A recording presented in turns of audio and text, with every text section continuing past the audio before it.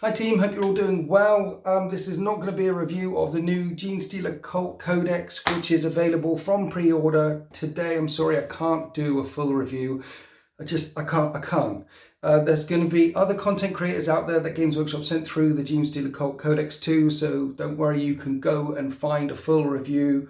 Go and see Strike and Scorpion, Tabletop Tactics, Mini Wargaming, many others, Bella Lost Souls. Go and see a chunk of other people that will have this and get a full review. But what happened is I read there's a new mechanic in here called Crossfire. I've read that and I'll read this to you. Let me read the full Crossfire mechanic to you guys. They've still got their ambush tokens and things like that. So this is another rule that they've added to the Genestealer Cult's armies going forward. I'll try and break it down in full. So Crossfire, if every unit from your army has the Genestealer Cult's keyword, excluding unaligned units, and the percentage ratio of brood brother units specified on page 54, and every unit from your army that belongs to a cult belongs to the same cult, this unit can use this ability, and the following rules apply. Crossfire markers. In your shooting phase, each time a crossfire unit is selected to shoot, if all of those attacks target one enemy unit without a crossfire marker, after resolving those attacks, the target gains a crossfire marker if any of the following conditions were satisfied. 5 or more of those attacks scored a hit. 1 or more of those attacks with a damage characteristic other than 1 scored a hit. At the end of your turn, remove all crossfire markers. Effects of crossfire.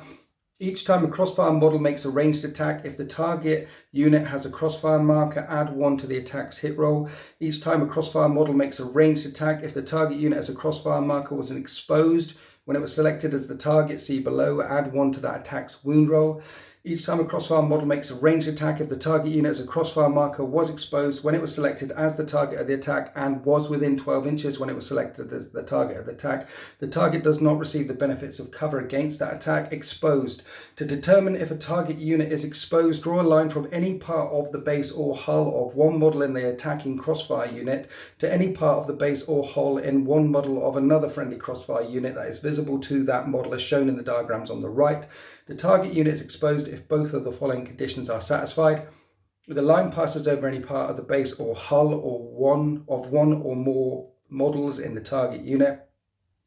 That line does not pass over any terrain feature with the obscuring terrain trait unless those crossfire units or the target unit are on or within that terrain feature, or the target unit could be targeted even if a terrain feature with the obscuring terrain trait was between it and when an attacking model, e.g. it is in an aircraft, it has a wounds characteristic of 18 or more, etc. So that's the full Crossfire rule, read in full, and if you're still with me, perhaps some of you will understand where my brain is and why I can't review this book. And this might sound really, really salty, but I just don't have the will to go on any further. I think what the Crossfire thing is there are certain units in this book, not all of them, but certain units in this book that have the Crossfire keyword. And if they fire all their guns at an enemy unit, and if 5 of them score a hit, and if one of those attacks has a damage characteristic other than 1, then that enemy unit gets a Crossfire marker. And then when any other Crossfire model makes a ranged attack against a unit with a Crossfire marker, they get +1 to hit. So I think what it means is most of the time, you hit a unit, then another unit hits that unit. Because that unit has a crossfire marker, your Genestealer Cults get +1 to hit. I think that's what happens. But then if you reach other criteria, then if a unit is exposed, then you get +1 to hit and +1 to wound. And then if you meet further criteria, you get +1 to hit and +1 to wound, and ignore the benefits of cover. But mainly it'll be about that +1 to hit. Sometimes it'll be about that +1 to wound.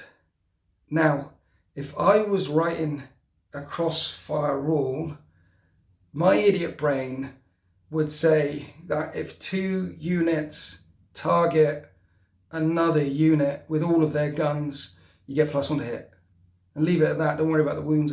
Just leave it at that. If you want to bring it in, that's what my idiot brain would do.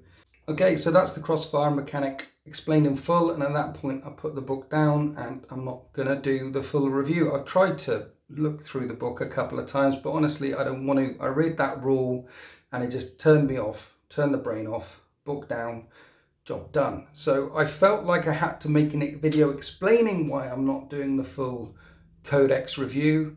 I know I'm going to get flamed by some people who have a different opinion than me on the internet, or flamed by people who think that I should do.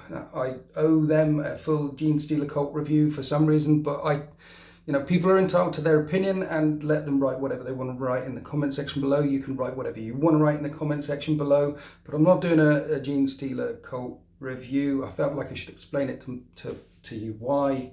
I'm just not interested after reading that rule. So that's it. Check out some other content creators and see what they say about the book. And happy wargaming.